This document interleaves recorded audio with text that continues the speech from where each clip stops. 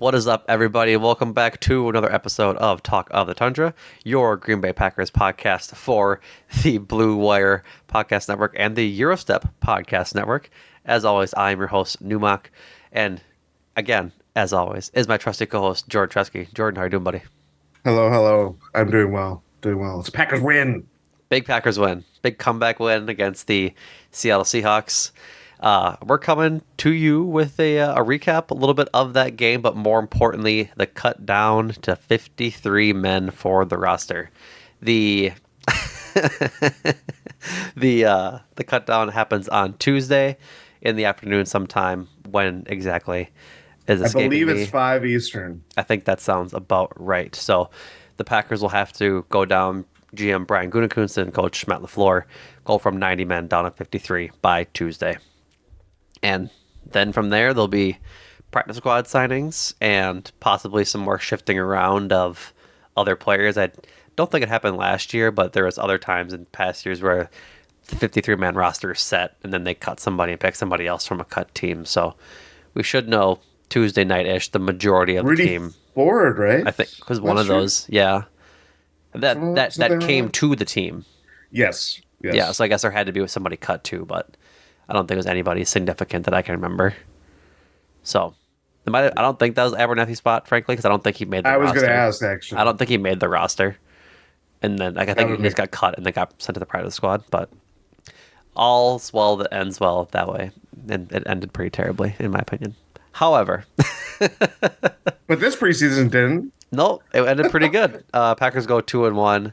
Could have went 3-0 had the game not been suspended after the Patriots game due to that guy's injury, but he is doing well and good as well. Well, what do you want me to say?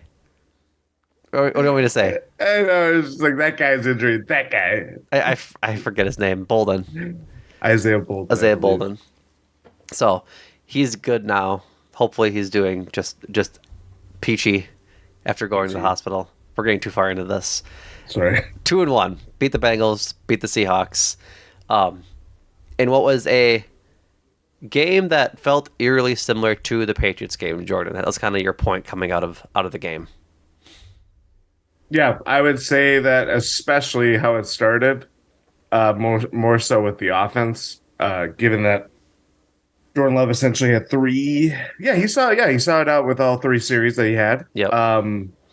And that has been the plan all training camp preseason long, that they want to get Jordan Love reps. They want to do different things. They were working no huddle, hurry up offense for a lot of that third drive too, and so kind of gotta see a different amount of looks, or I guess play with tempo and all that stuff too. Mm-hmm. So yeah. But yeah, I thought it was very similar to Patriots game and how things were kind of executed, or like there was a lot of promising flashes and stuff like that. But like in terms of execution or getting the job done in the end zone, there were some missed opportunities. Yeah, absolutely. Definitely slow starts to both drives. A little bit of slop in the first and second drive, and then nice to see them lock. Nice to see the offense sort of lock it down in that third drive at the beginning of the second quarter, to go up. I think at that point it had been 9-0 after Anders' Carlson's extra Yes. point got blocked. So 9-0 in the second quarter, but um, I think part of the reason it wasn't so bad the first two drives, we saw a lot of like Jordan Love as a mobile quarterback, using his feet a lot and stepping up in the pocket and going for some runs. I didn't entirely love that it was happening so often. It felt too similar to last year when Rodgers was scrambling a lot, because I think there was a lot of times where he wasn't designed to run. He was running because receivers weren't open, right? And that was kind of the biggest thing last year, is that Christian Watson wasn't getting open, Robert Dobbs wasn't getting open when he was healthy, and that there was nowhere to throw the ball, which I think is might be the issue. I also think that also could have been a little bit of nerves from some of the younger guys. Like Robert Dobbs didn't play, so receivers were Watson, Malik Heath, and Samara Toure to begin the day. But other than that, it wasn't really a whole lot of confidence in the passing game early on before that third drive. Yeah, I thought it was very, especially with Malik Heath, you could tell that there was some kind of things that he was working out, and obviously working Right. with the ones, billion for Dobbs. That alone is kind of a big task for him, but Yeah. looked up or looked most of or looked the part for most of it, I would say. Yeah. Um, there was the wind, there's the weather factors. I will say, I know I'm making a joke for Discord listeners, but I will say that it was very slick early on when I think it was raining or at least like lightly raining, Yeah. and not just Packers players but Seahawks players were slipping and sliding, especially that Malik Heath like catch, but he fell on the ground and then they Seahawks like ran to get push him down kind of thing. Yeah.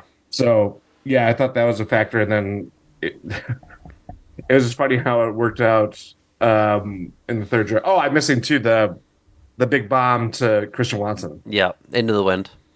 into the wind, Allegedly. allegedly. Who's to say? Um, yeah, he just beat Michael Jackson. That is the actual name of the Seahawks cornerback that was playing pretty much all day today. He just beat it. Um, he just beat it. There was no thriller there. Christian Watson was going down the sideline, Yeah. and Jordan Love vastly underthrew it. Probably one of the worst throws I wouldn't say of his vastly. preseason. Like if he hits him in stride, Yeah, that's it's the probably a thing. touchdown. But I think a vast underthrow is an interception. I think it was maybe 3 yards underthrown versus 5 yards underthrown, 10 yards underthrown, or a big overthrow. Like I think it was just he didn't have to stop completely. He's had to turn around and slow down. You know what I mean? I think if he hits him full bore and in full stride, it's a touchdown. But Yeah, it wasn't that throw. yeah, that was the thing that was just frustrating. Is like Christian Watson has to kind of track back to get to the ball Yeah, when he had just separated from two guys. Yeah, his man, and then the safety's barreling down on him too. So it's like you saw what it could have been, and it obviously didn't end up being what it was. But yeah, I think I agree with your overall assessment. I think there was a lot for Love to kind of figure out today in a good way yep, because the line has been really clean so far in terms of pass protection for him. But there was repeated plays where, Seahawks second stringers are getting through and kind of pressuring Love into making some quick decisions or hurried up his decisions, which you don't want to see often for a young quarterback. But I do want to see like what does Jordan Love look like in those situations. I thought today he looked fairly kind of. I don't want to say the word that I'm trying to think like formidable. I would say is probably the better way of putting it, rather than just like capable, because he's a quarterback and it's part of the job. But between his ability to run on the ground, get some extra yardage that way off of broken plays, or extend plays, Rasheed Walker like got this maybe the first drive he got beat like by a bull rush really quickly, but he sealed the defender off enough for Love to just kind of curl out of the pocket and then run down the sideline and get a first down that way too. And I thought like stuff like that. That's like okay, you're LaFleur and Adam Stenavich are going to basically have everything ready for you to succeed and all that stuff. But when things don't go to plan or the play just design just gets busted up pretty quickly based on pass rush or if guys are defended very well or whatever. I thought Jordan Love's ability to improvise today was very on point. And I think that is going to be something to watch on top of everything else that we're going to expect from him over the course of the season. right. Like I think his notoriety as a pocket passer has been well documented, and it was nice to see him get out of the pocket and really scramble to see how he handles it and if he's like comfortable running and makes good decisions while running. I think all of his slides and his goes out of bounds, like going out of bounds, were properly timed. He didn't really try and put himself in a situation where he might get hurt, which is always a good trait to know as a young quarterback and a quarterback who might be a little eager to lower his shoulder. So it was good. It was good that way. I think, like you said, it was good to see him get out of his comfort zone. Like you're not always going to have clean pockets like that. He had the first two games. Like it's just not going to happen. Yeah. And seeing him be able to not so much thrive because, like we said, there wasn't a whole lot to be excited about in the passing game. Those first two drives, it was a lot of him running, but at least he was comfortable doing it. Understood when to go and when to throw it away. So I think that was part of the nerves early on too. A lot of penalties. I think two false starts, and then the only highlight of the first drive was I guess the second play. The first play was a false start, and the second play, the first play actually ran, was an AJ Dillon run on Mm. 1st and 15. He got like 13 yards. Like they immediately were in a good position on second down. But that was really the only highlight of that drive that wasn't born out of scrambling, essentially. Yeah. So, um, more the rest of the game, the second quarter, Jordan Love, the starters went out, and the guys fighting for their jobs came in. Can I just interject with Yeah. Jordan Love's preseason stats? Yes. Thank you for doing that. Appreciate it. Jordan Love finished preseason 21 of 33 for 193 yards, three touchdowns, no interceptions, 109.8 passer rating. I will also, that was from Marcus Eversole, of, I believe, the Green Bay radio station. I don't know how Yeah. to call letters. 107.5. Yes. And I want to include on top of that, zero sacks.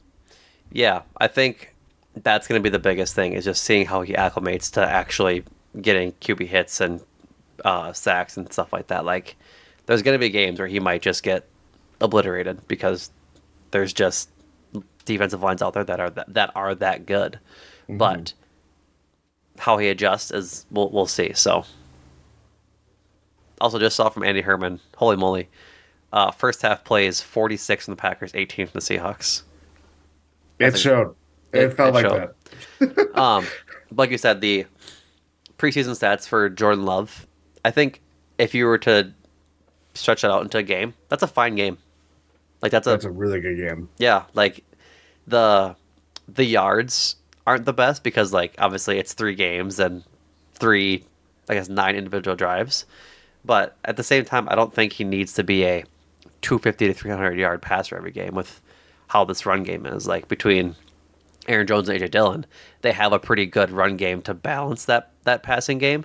And if he goes out there and throws 250, 300 a week, I think we're ecstatic. But I think games under 200 might be sort of the norm for Jordan Love going into this season and throughout this season. I will say we would have killed for those games last year. Right. Yeah, I mean, and I think that was just kind of it wasn't on Rodgers. I wasn't on LaFleur. I think it was just it spoke to just where everything was for most of the season outside of a 4 game stretch where they come back from being 4-8. Right. Yeah, I mean, I think that's where it is. It's like, and to your point, like this is going to be a team that controls tempo, that they want to play long drives. Matt LaFleur doesn't want to just be, it's going to be a very balanced offense with a run heavy focus. Yeah. And, with Aaron Jones and AJ Dillon kind of obviously spearheading that attack and the offensive line, again, I don't, as much as we will get into the depth pieces of the offensive line, this offensive line was really good. And David Bakhtiari didn't play a single preseason snap. Right. Exactly. I think So I think we're in that's a good position right now. yeah, for sure. Like it's without a doubt a pretty nice line for Jordan Love to start behind in his first season. I just I don't worry. I'm just anxious to see how he handles like a starting level pass rush. Like just Yeah. going through their schedule, the Packers schedule. The Bears defense will be okay. The Falcons, I couldn't really tell you. The Saints, I couldn't really tell you. But like I want to see how they handle Aiden Hutchinson for the Lions. Like I think that game might be a pretty good bellwether as to how good this line can be and how well he can operate in a clean pocket. Jordan Love can, Yeah. because if he can operate in the clean pocket, or I should say, how well he can operate in the clean pocket, how well he can operate in a crowded pocket, because Yeah. I think there'll be a lot of presence in that backfield from that Lions defense. Same thing with the Broncos defense 2 weeks later.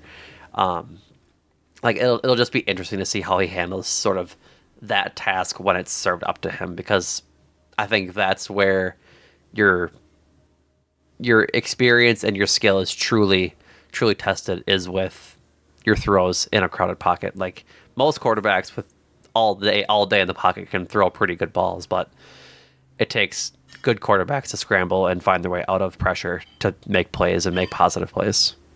Yeah, absolutely. The rest of the game, Sean Clifford comes in, looks like the gamer he is. A couple of nice threaded passes that weren't caught, but still nice passes regardless. Good runs on scrambles where he needed to go, just like Jordan Love had. I think he was named second starter or the second QB earlier this week by Matt LaFleur. So Alex Magoo is officially probably out or practice squad guy, but for sure not the second guy because they'll probably only keep two on the roster. But yeah, Sean Clifford, he was good all preseason. I think he's going to be a pretty serviceable backup. Should we? Hopefully, we never see him. Yeah, it's like you won the job, so just sit tight. Sit tight for about 4 to 5 months, maybe even 6 if the season goes that long.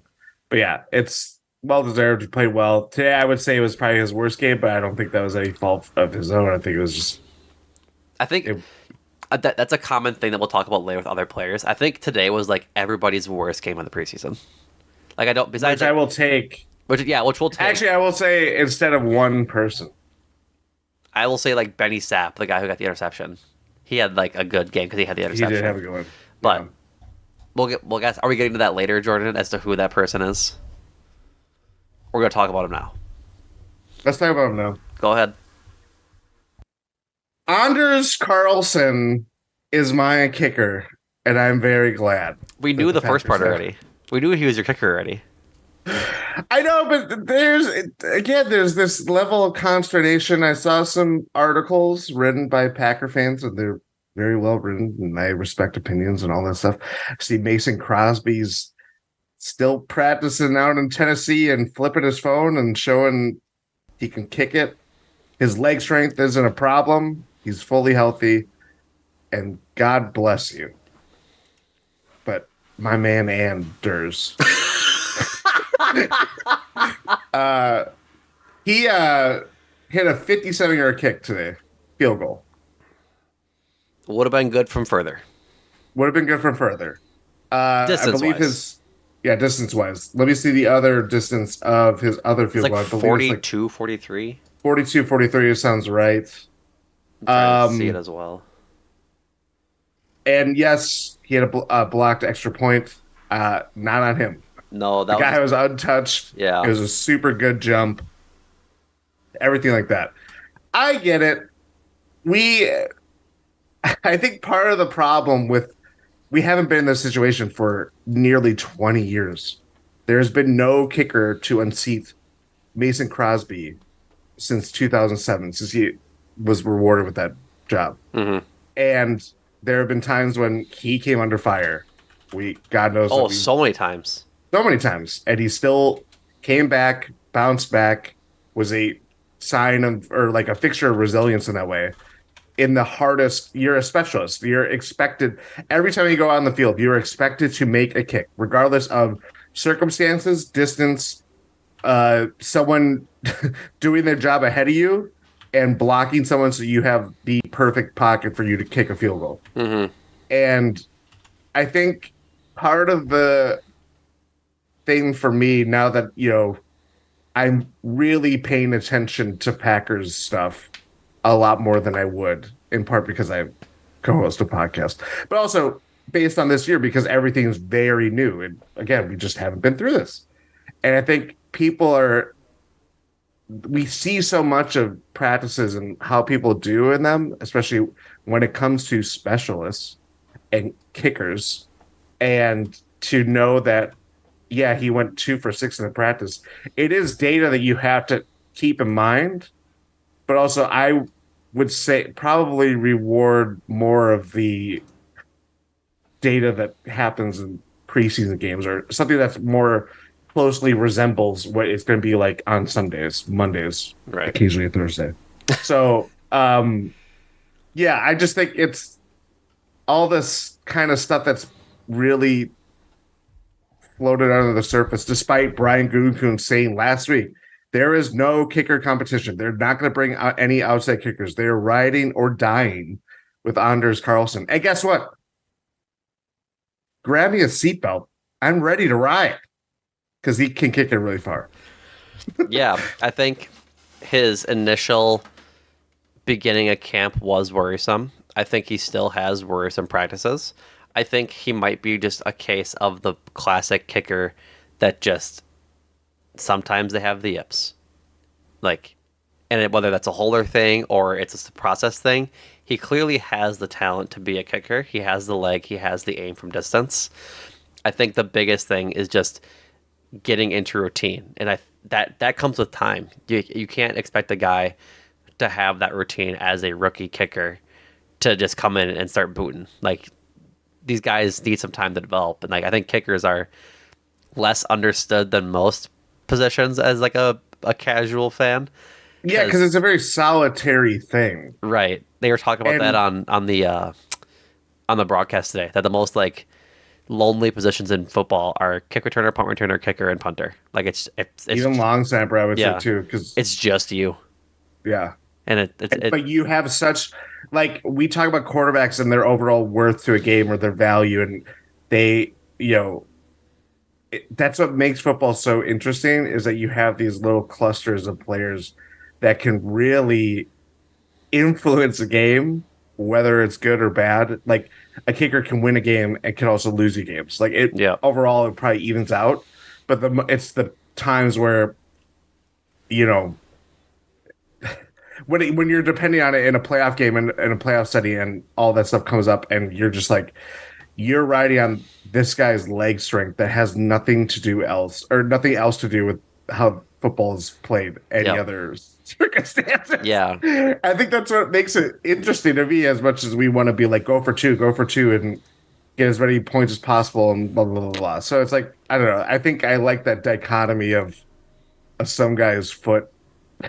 Yeah, everything rests in some guy's foot. yeah, and I think that's sort of the beauty of football and also the maddening part of football.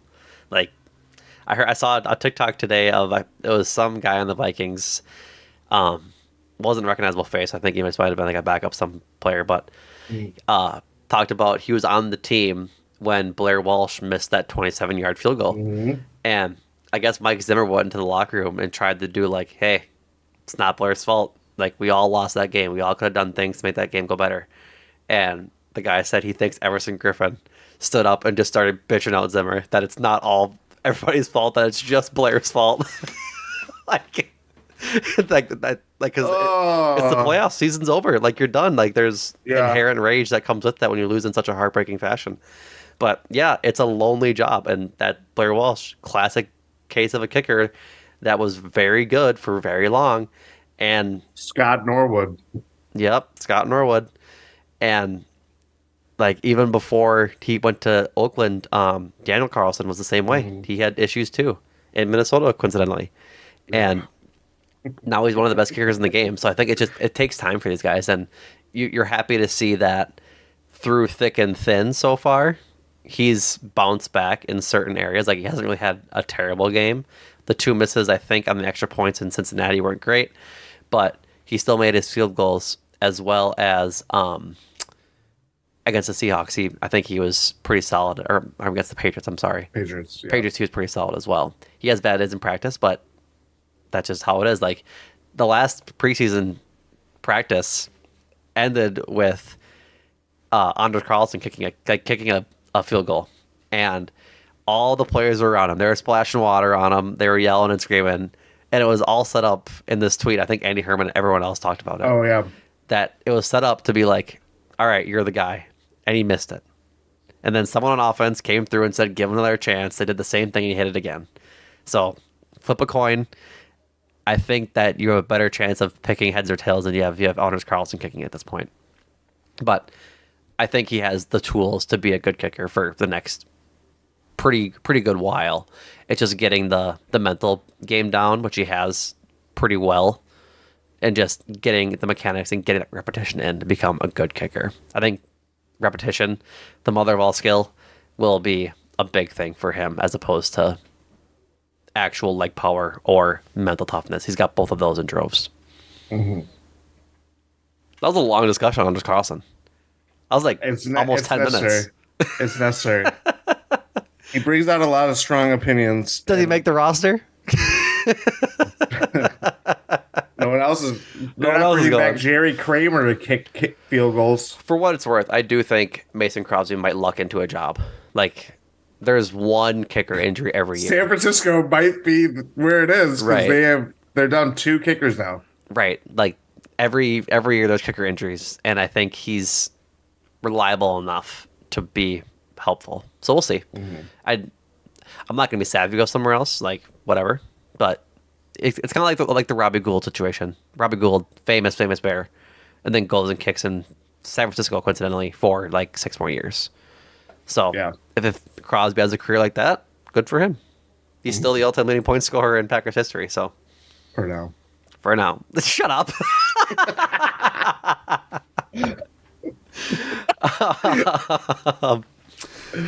Shall I guess do you want to keep talking the rest of the Seahawks game? Is there anything else like? I think general vibes were just like fine. It was a little bit No one got nervy. hurt. No one got hurt. That's all. Royce Newman got hurt and came back. Um, tell me how you really feel, Jordan. But yeah, I think it was fine for the most part. A lot of what I wanted to see kind of is what I saw, but not to the extent I want to. I'm kind of teasing for our talk about later when we cut down. So I guess, do you want to start cut downs? Okay, I lied. We can't start cut downs yet. Surprises and disappointments, Oh yes. which might be a good lead in 30 seconds later in the segue of your disappointment of the guy that got injured. Spoiler alert. Jordan wasn't the most happy with Royce Newman. He had 2 penalties today. One a false start and one a holding that was maybe the worst holding I've ever seen in my life. Because it wasn't like he was actually the aggressor. He had space and and he was like kind of like the lead blocker for I believe it was Emmanuel Wilson. It was. And the guy just took an angle where Royce Newman was overextended, and it was like, how did that happen? Yeah. You weren't the one being seized on. You were seizing the other one. You know what I mean? Like in terms of pressure. And it's like we'll get into his status on this roster, but man, like it is just I don't know. I haven't seen or can remember an offensive lineman for the Packers that has kind of fallen as much as him because he was a very capable, formidable rookie, and then it's just been downhill from there since the 21 season or 20 season. Can't remember. Yeah, I think it's 20. But Yeah, I think that's right. Yeah, yeah, I think, and we'll talk about him in a little bit as well, but he's clearly the backup of backups when it comes to like where his spot is on the line. He probably maybe could start on like a bad team, but I think he had a promising camp 1 year and has never really been able to put it together, which is unfortunate because he again just showing third round pick too, like a couple Yeah. years ago. Like Yeah. it wasn't like that. It would be a little. I think the context of this would be a lot different if it was like okay, like Jake Hansen, for example. Yep. He was a guy that had battled through injury, didn't really get to play all that much, but was roster for the last 3 years. Packers just cut him this week and put him on IR. He clears waivers, then they release him outright with an injury settlement and stuff like that. Right. They clearly invested time and all this stuff to develop him into, a capable backup offensive lineman, but Yep. it just hasn't worked out. And I think expectations for him weren't the highest because he was a late draft pick and all that stuff, and obviously had a lot of insurmountable or injuries that proved insurmountable in terms of finding success in Green Bay. Right. It's a lot different with Royce Newman, who was a higher draft pick, had shown signs of promise, proved to be capable at least in regular season games for a little bit, and then it's just like it's been just kind of poof gone. I'm not an expert as much as I think I am in terms of watching football and all that stuff, but like it will be interesting to see just like how that kind of develops because I don't know. It could be an involving situation with him over the course of the year, depending on if he makes the 53 or not. Right. Right. Um, I guess for me, my biggest disappointments today were I really wanted to see two big games out of two guys. I wanted to see a huge Emmanuel Wilson game and a huge Brenton Cox Jr. game. For the most part, because starting with Emmanuel Wilson, I think he has to do more than he's expected to do to earn that roster spot on the 53-man roster ahead of Patrick Taylor, who was a third back last year. And so he didn't do like terrible today. I think he had like 50 yards. 17 carries, 49 yards, Yep. 2.9 yards per carry. Did he have any receptions? Uh, I think he had like one or two, but not too many. no. So Sorry, two receptions, 9 yards so on not a two whole targets. right, not a whole lot. I think he had one reception for 10 yards and then he lost a yard on a pass. Yeah. And so it's like 17 carries and 50 yards is not really efficient at all. Had And had a couple runs where he got daylight. It was a lot harder for him yeah, this it week was, it than was a any lot other week. harder. And he got like snaps with the ones this week, which is exciting. And so like I didn't really see him do a whole lot with his snaps at the ones. A lot of his big runs came in like the second and third quarters, Which is which is interesting. which is interesting. And so like with the ones had he had like a pretty awesome couple of drives, I think he might have been able to beat out that Patrick Taylor for that third spot. But this wasn't really all there. It'll be interesting to see where he lands, but we'll get into where our roster predictions for running backs a little bit. But then same thing with Brenton Cox Jr. Had another nice game today. He was playing the run quite nicely, but never got home. And I think that was like the one thing I needed to see from him in this game was get a sack, get two sacks, and I think you've definitely cemented your spot. Two tackles, one solo tackle, one tackle for a loss, and one pass deflection. So he was around, like he was all over the ball today. Like I was watching him specifically, and it was it was a good game. But I think you need to have a great game again to really cement his spot on the roster going into Tuesday. I guess. Did you have any opinions on Wilson or Cox? Wilson, I thought it was a lot harder. I thought it was also just kind of weird how he was being deployed because he was filling in for AJ Dillon as a pretty quick. It looked like or felt like it was going to be a pretty quick game for AJ Dillon. Then AJ Dillon comes back out near the end of the first quarter, going into the second quarter, and it wasn't quite sure what it was or anything like that, and didn't see much of it. Emmanuel Wilson as Patrick Taylor filling in, and he had some nice plays himself, and it was just kind of like I I don't think know. AJ Dillon coming in the second quarter, or at the end of the first quarter, was them running their 2 minute offense. Oh yeah, that's right. Yeah, that's Because a good point. like the starters were still in and they were driving. Like getting Yeah, them in and having that 2 minute offense, I think was the plan there with how it shook out. that's a good point. But yeah, it was more of like if this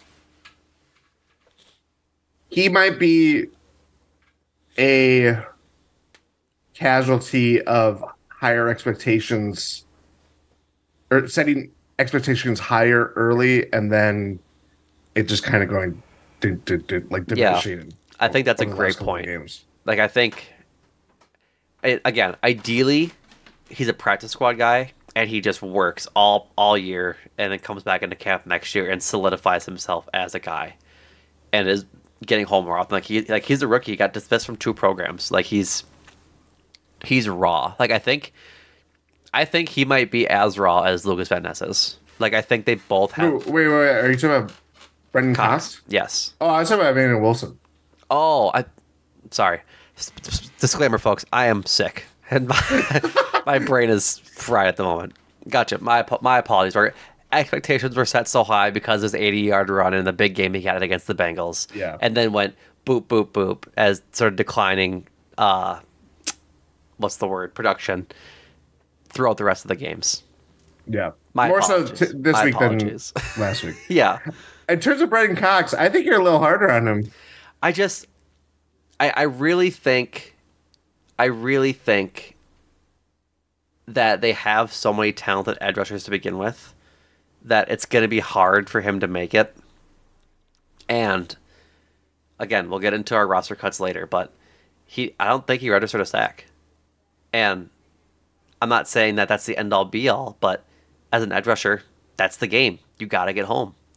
And a pass deflection is nice, and being able to play the run is nice. Like he did a good job in pursuit today against the run, but I just really hope he does make the roster for the sole fact that I think he could do very well in the system, just learning from Rashawn Gary and learning from Preston Smith and learning from the rest of the guys on the team, honing his skills, and then really exploding next year. I really think that's a possibility for him if he is still with the organization next week.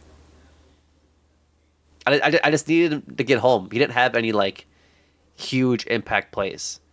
He showed a lot of strength and like talent at the position, but he didn't. At the end of the day, he didn't make impact plays, and I think that's the problem. Is that if you're gonna keep an undrafted rookie free agent, they've had to have shown something in games to be worth keeping.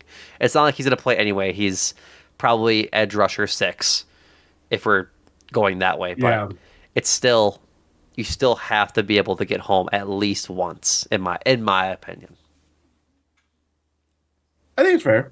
I think it's fair, but I don't know. I think has shown substance, I agree. and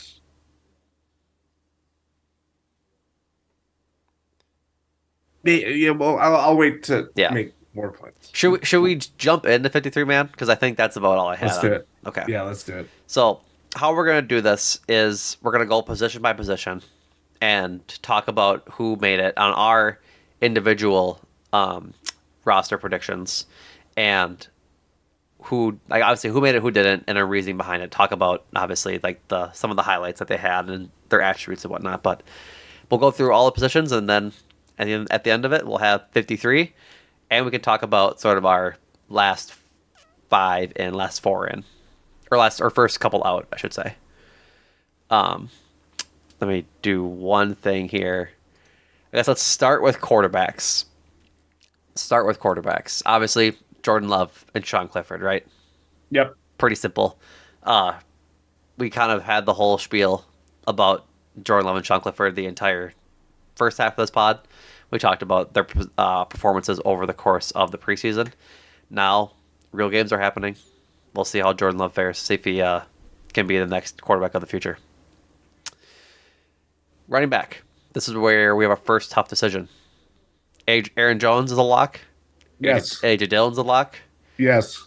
Who is your third running back? My third running back is Patrick Taylor. So I had Emmanuel Wilson there when I made this last night. Oh, same. Also. But when like the game started, Emmanuel Wilson didn't do a whole lot for himself, but Patrick Taylor did a whole lot. Patrick Taylor had a nice game today. Like he was catching good balls, he was running the ball pretty well. Patrick Taylor 6 rushes for 24 yards and had 1 catch for 8 yards. But he just looked fresher and more, I guess, athletic than Emmanuel Wilson did at times. It's not going to happen. It will never happen. But this could be a situation where they keep 4 running backs. Like, if they want Patrick Taylor for his special team capabilities and more Emmanuel Wilson for his running capabilities, I could see that happening. I don't think it'd be the smartest thing to do, but I could see it happening. But ultimately, I think Patrick Taylor sort of earned himself that job today with his past work on special teams and present work on special teams, as well as just how well he ran the ball. It makes me really sad. I want Emmanuel Wilson to be that guy, but ultimately, he's not. At least in my prediction. Who knows? But Tyler Goodson, Lou Nichols, and Nate McCrary all also off the roster. Obviously, Yep. Alex Magoo also not making it. I think might get a practice squad deal, though. I think he kind of has to. I think so too. I think he kind of has to. Tyler Goodson sucks about the injury. Like that kind of really hampered him this year. Um, Lou Nichols also hammered by an injury. Like that's tough Yeah. for him. Nate McCrary had a good game today in garbage Scored a time. touchdown. Yep, scored a touchdown. Scored one of the two touchdowns. So all in all, I think he's fine. Like who knows if he'll find a job somewhere else, but we'll see. It's all right. So that's our first.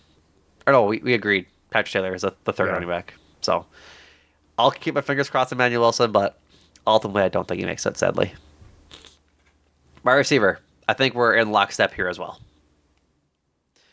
Christian Christian Watson, Watson. Romeo Dobbs, Jaden Jaden Reed, Reed. Malik Heath, Yep. Dontavion Wicks, Yes. and Grant DeBose. Yes. 6 wide receivers is fun. A whole lot of fun.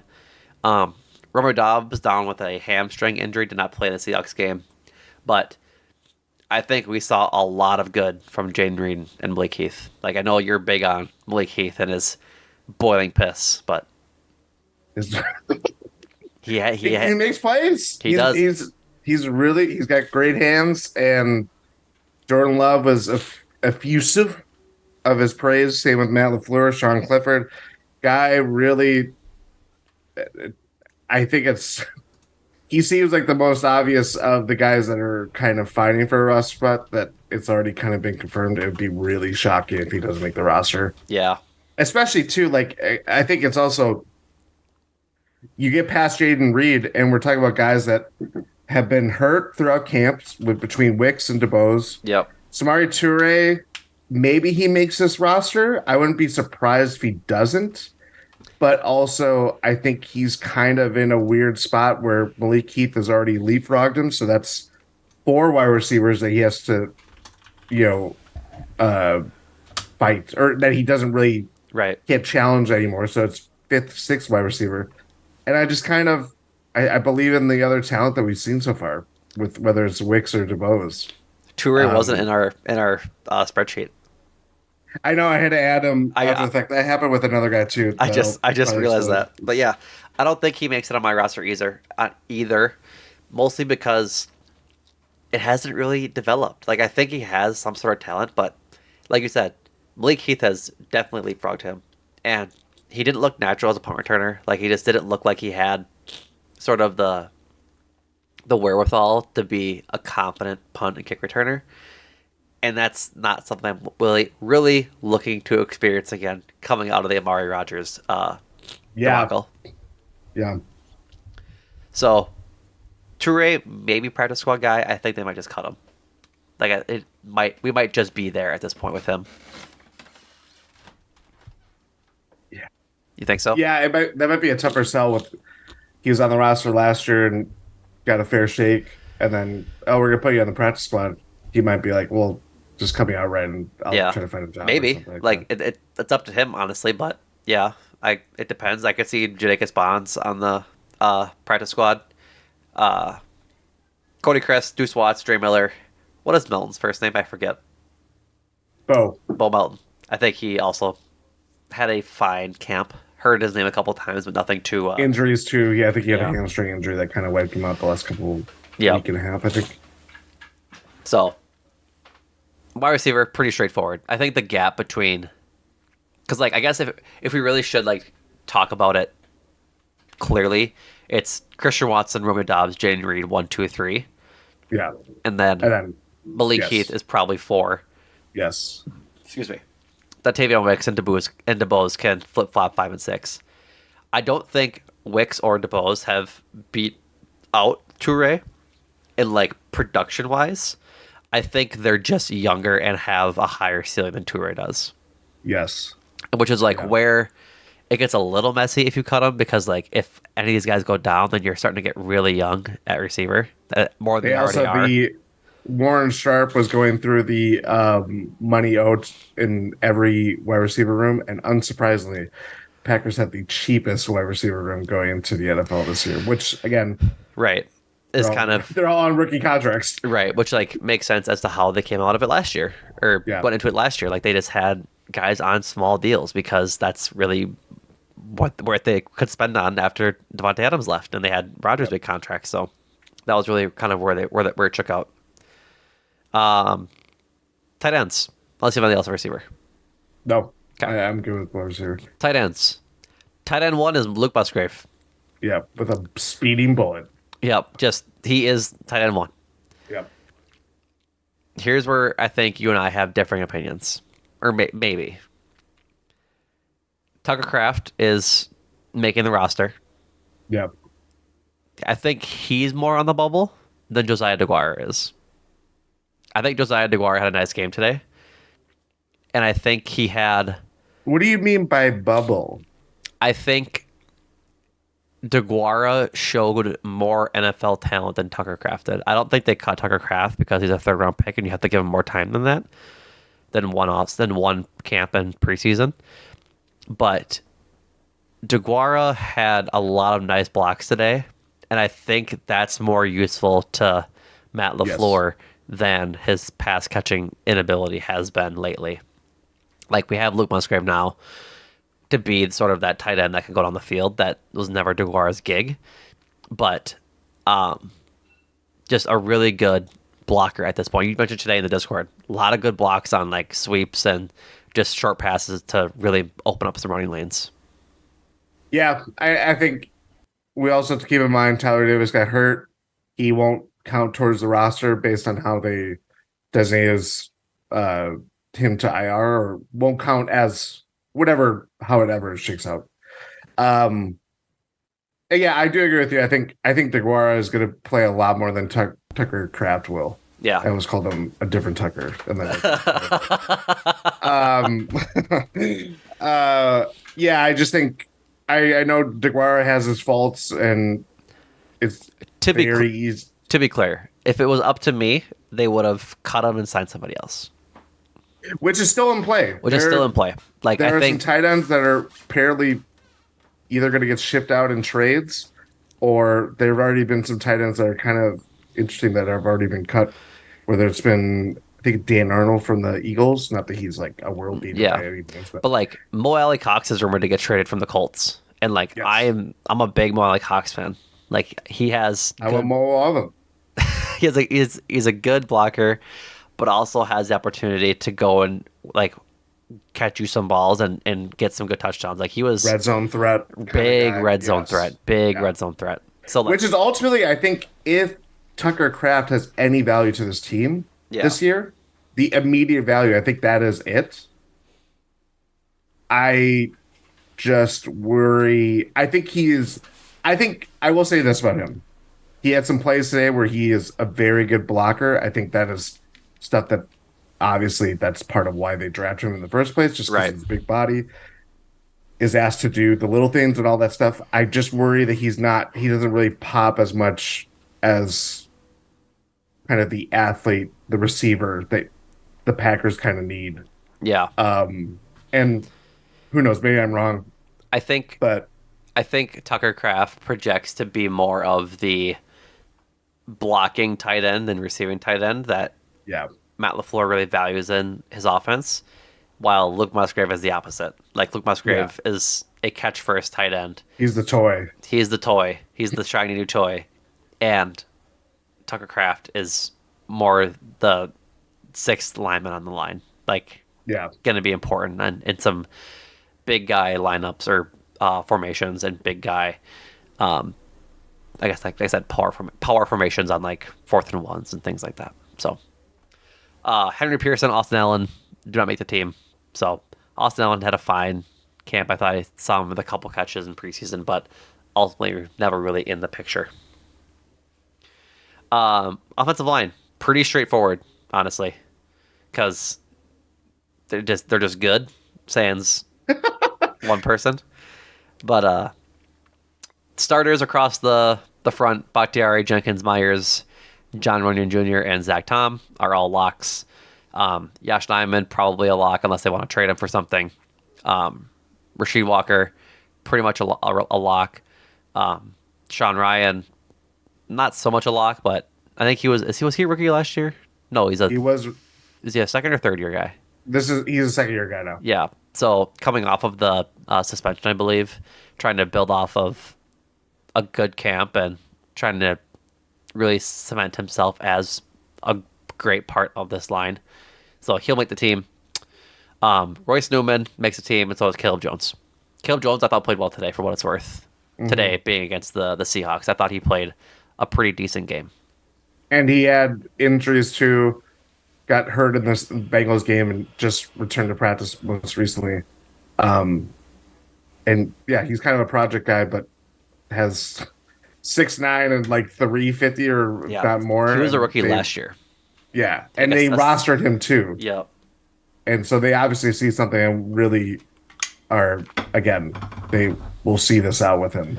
yeah, Um, I definitely think it's 10 linemen. yeah. 10-11 for sure. Um, I forget. I forget MP's first name again. I had it just up. Not James, yeah. I want to say James, but I didn't want to get it wrong. James Empey and Cole Schneider, two backup centers, right? yep. Ultimately, don't make the team. I think that's in good reason, as we saw in the Seahawks game today.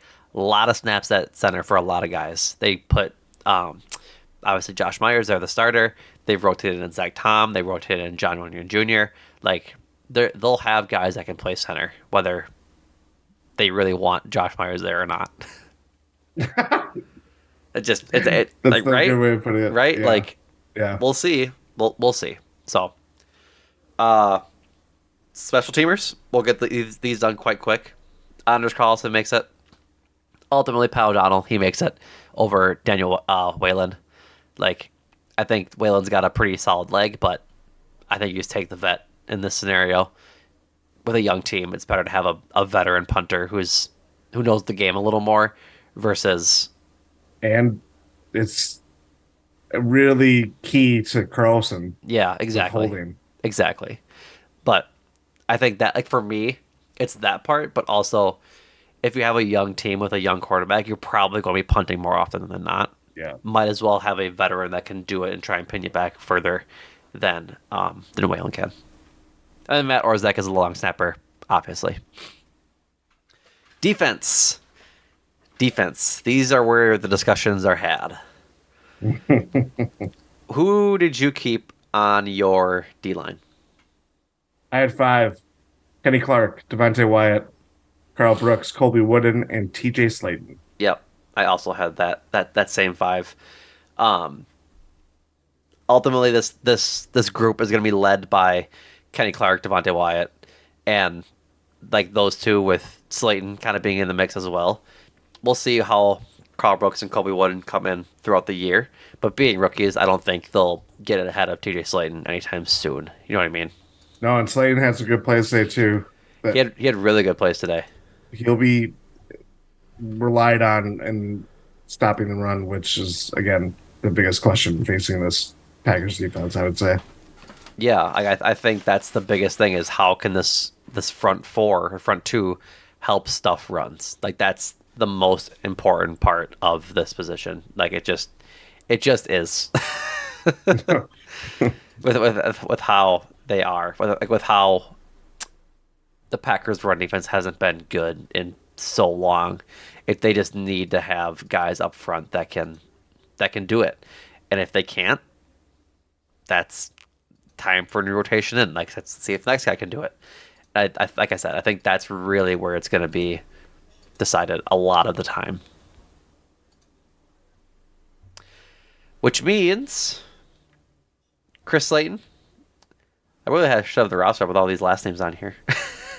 Jonathan Ford, Thank you, Jason Lewin, and I'm missing the first name of Moultrie.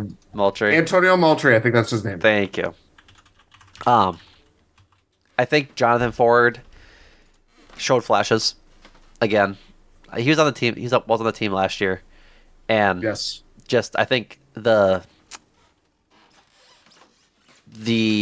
progression of Wooden and Brooks really kind of pushed him out of the rotation, which is the game. It's like you draft young guys, and if they really are good, you hope that they show out, and they've shown out so far as pretty quality players.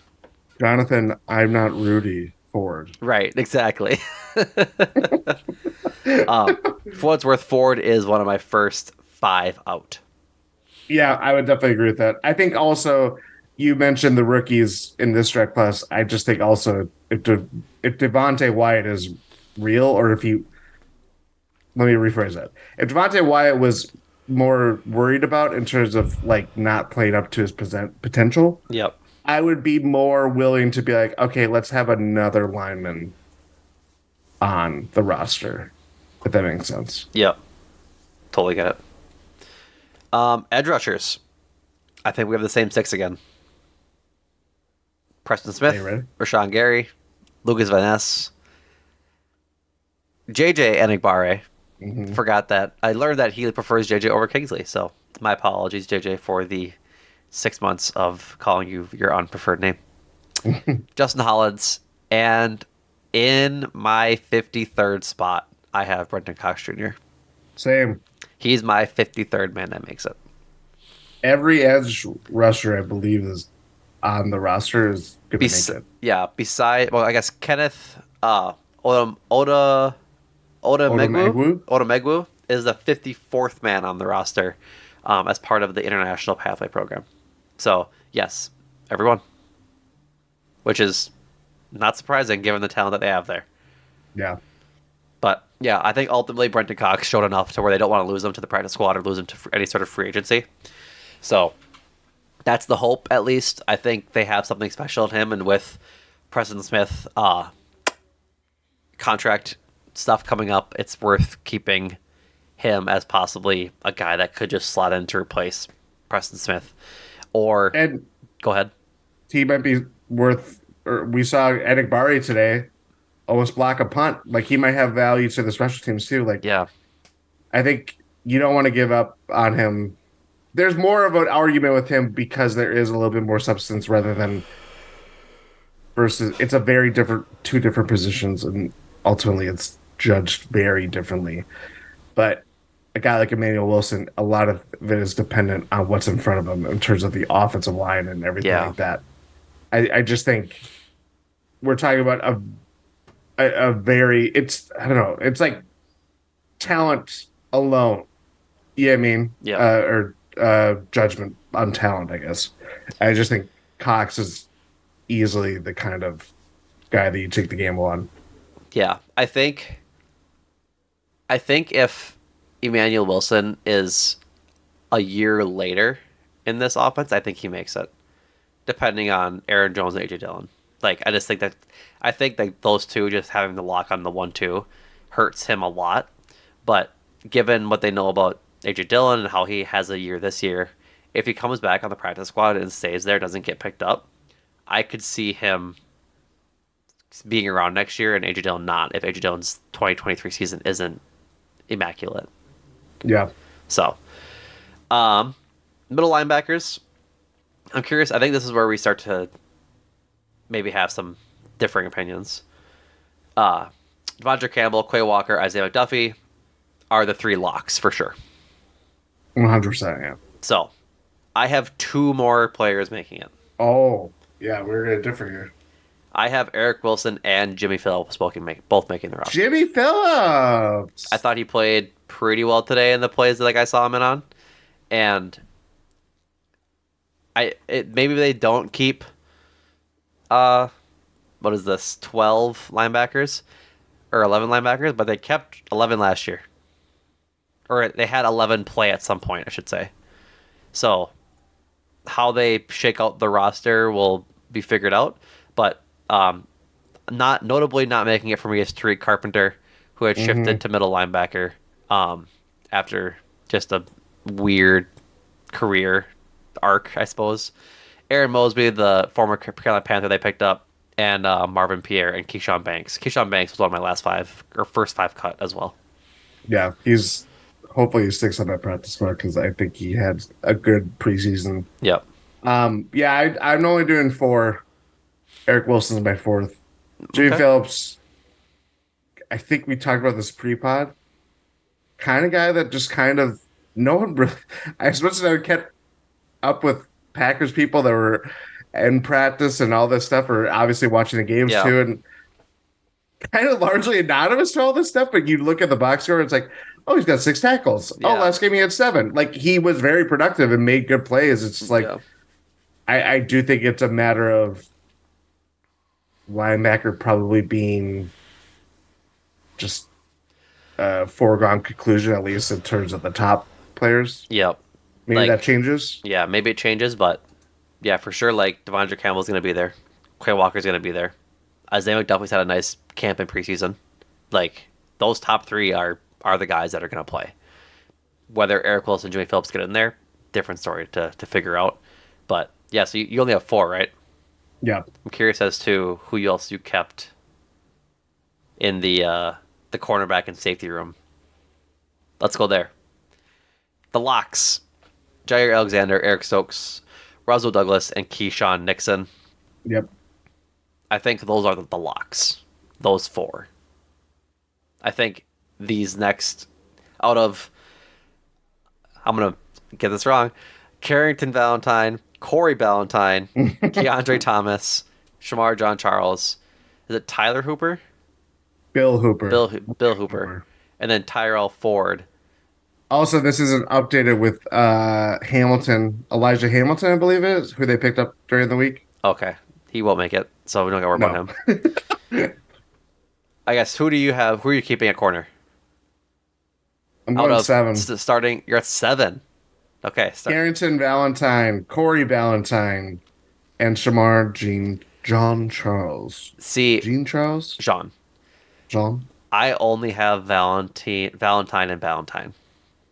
I cut Shamar, John Charles, and Keandre Thomas. I feel like I wanted Shamar, John Charles to be good. Like I kept seeing him on the field and making some plays. I saw a lot more plays of him getting burned. Yeah. And 6, they might need to keep 7 because like injuries happen a lot, and especially with the corners, like if they Well, play especially with the position that's coming up. right, exactly.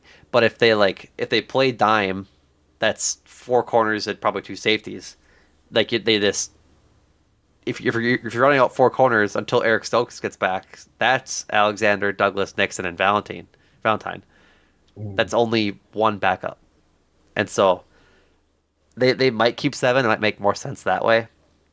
I kept 4 safeties is where I'm at. I'm guessing I did as well. You did it as well. Yes. I'm trying to figure out. But I don't think I have 53, I believe. One of us might have done their math wrong. 2, 5, 11. We'll figure it out, but keep counting. So yeah, Shamar John Charles and Keandre Thomas both had good camps, and like fine, but just not the caliber of player I'm willing to keep. Like Shamar John Charles, I think ahead of Keandre Thomas is where I'm sitting, but ultimately I have projects at safety that need to happen. You have 53? Yeah. Alrighty. Good. Why don't you go through the safeties then while I count my 53 man? Darnell Savage, because there's no other lock. Rudy Ford, I believe, was not confirmed, but it's very likely that he'll be the starting other safety. I went with Anthony Johnson Jr., who I don't believe played today, and if I am wrong, correct. I think he did I don't play. know. Did he? I think he had like a hit. I don't know if he registered a sack or like a tackle or anything, but I'm pretty sure I saw him on a tackle. But it's not showing me in the box score. But Yeah, he didn't show up I in the might box have. score, and he had a knock in practice that it was kind of Gotcha. doubtful if he was going to play or not. Got it. And rounding out my safeties is Dallin Levitt. Dallin Levitt. I'm trying to count. I can't get there. I just can't count. My safeties are Darnell Savage, Rudy Ford, Anthony Johnson Jr., and Ennis Gaines. Dale Levitt has not played well at the safety position. No. I think he's a special teamer through and through. But Ennis Gaines is the only like backup slot kind of guy. And he got burned. By Jake Bobo, who ran a 4.99 Yeah. 40-yard dash.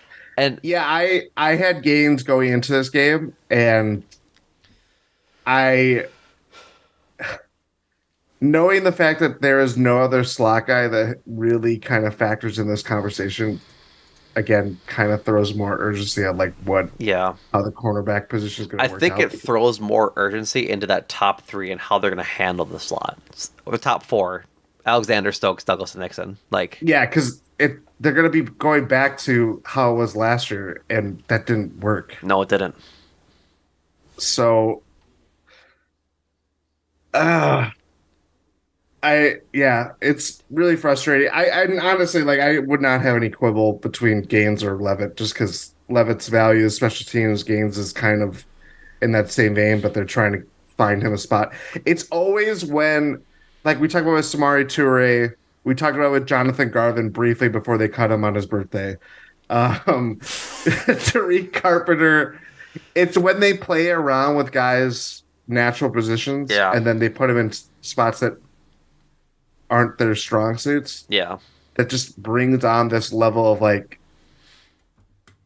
it's like it's not going to work out. You know what I mean? Like, yeah, like whoever they pick in that, whether it's Gaines, Levitt, or any other choice in this matter, Right. do we know if they're going to see it out throughout the whole season? I don't know. I wouldn't put a bet on it It's a good by any question. means. It's a good question.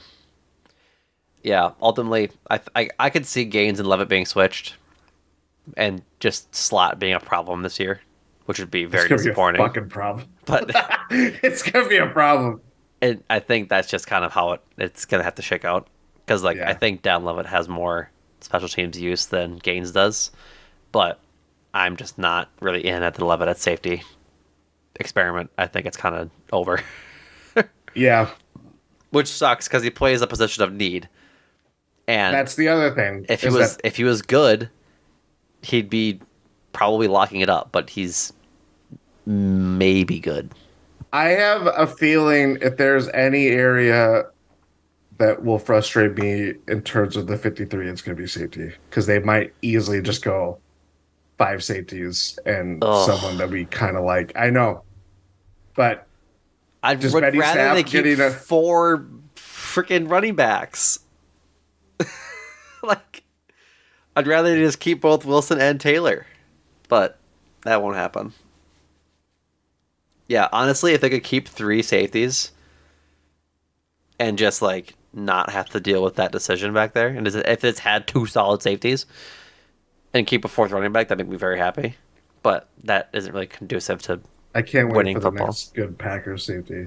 I'll tell you that much. It really sucks. Call not up having a Nick good Collins, Packers. dog, Yeah, because like Leroy Butler, can you that's come back? that's the last one. Like, think in your No, I would mind's say. I eye mean, Amos. for a season, two No, no, no, no. for two or I'd say two I would give him 2.5. deal. But like he That's also wasn't like elite. no, but I think But he like was. Nick Collins was like elite. He was good. Oh, Nick Collins is elite, Like and he was yeah, good. that defense is never the same after he got hurt. Yeah, I'm not looking for the next like slightly inspiring Packer safety. I'm looking for the next Packer safety, and Yeah, it hasn't been one since Nick Collins. Like no. we thought, haha would do it. He didn't do it. Haha, the joke was on us. That's right. So that's a 53-man roster. Um. Sorry, Big B. Oh God. Why you gotta? Just Ugh. sorry, I'm just naming random Packer safeties now. Just guys being podcasters naming random football players. There's another one that I'm trying to think of right now that I I have can't. one on the tip of my tongue too. I can't think of who's the guy that Morgan played next. Burnett. Yep. Oh, what's his name? They had a good one. He plays for the Bills now. Oh, Micah Micah Hyde. Hyde. He was good. Yeah, He was good. then they cut him. And yeah, that was a decision. Um, so that's it for us. Hope you guys liked our. Oh, they didn't cut him. They just No, didn't resign him. yeah, I think he got a pretty big bag from the Bills. Yeah. He's been good ever since until he got hurt, but he's been good after that too. Irregardless of the point, that is our 53 man roster. We hope you guys enjoyed it. Feel free to enter the Discord, GSPN Info, to talk to us about it, what you guys think we'll be wrong about, and what we're actually wrong about on Tuesday when it comes down to the cuts. We'll be back for a podcast Tuesday night for you guys, talking about the cut downs and I guess most surprising players to make it or not make it. So there's always a couple of big surprises out of 1265 Lombardi Avenue. So we'll see. We'll see how it goes. In the meantime, you can obviously check us out on Twitter at Numac and Jordan, at Jordan Tresky. You can follow our Instagram page. We're going to be a little more active there this season with some reels and some posts of cheeses and stuff like that. I don't like that, Jordan. So go check that out. Follow that page at Watch GSPN, right, Jordan? Yeah. Yeah. Same thing, or no, not same thing. In addition, if you're trying to find something to do, you can go listen to the boys over at Cruising for a Bruising as they talk about the Brewers' playoff push and their recent sweep of the Rangers as well as the Minnesota Twins. Andrew and Adam do quite a good job that way, talking about all things Brewers. Go check out Make Time for This, also hosted by Adam and Andrew. I believe they had a new episode come out, but I'm not absolutely It's about certain. the movie Past Lives, which I've heard is very good. And I would assume that Adam and Andrew were glowing about it on the recent Make Time for This. And you guys can go check it out to make sure they did have a good time. Mm-hmm. Brother, I searched Make Time for This on Spotify to try and find the pod, and there's an audiobook that has a absolutely brazy headline or title. Yeah. You know what? This is your spoiler. If you have any kids in the car, I'm sorry. Jordan already said fuck, so I'm going to dive into it. Sex, explicit, erotic stories for adults. I don't know what what Make Time for This has for its keywords and its SEO, but imagine listening to that audiobook, dude. Can you imagine? That is nuts. Literally and figuratively. Sorry. we're off the rails. Check out your the namesake Eurostep with Ty and Rohan. They released a pod this week about the New York Times article about Giannis's future. As all things are Bucks and Giannis lately, there seems to be a lack of good news. But Bucks go win a championship this year, it'll be good news. So all things considered, go check out all the pods. They're all pretty dope, if you ask me. Yeah, check out the pods. Don't check out the audiobook. That was a free ad, but it's not a GSPN production. It's not a GSPN production. I just couldn't let that slip for all the people's name, and I apologize. That is it for us, folks, as I'm sure you're happy to hear. Thank you for listening. Check us out on Tuesday for the Cut Down Pod. And Jordan, thank you. Thank you.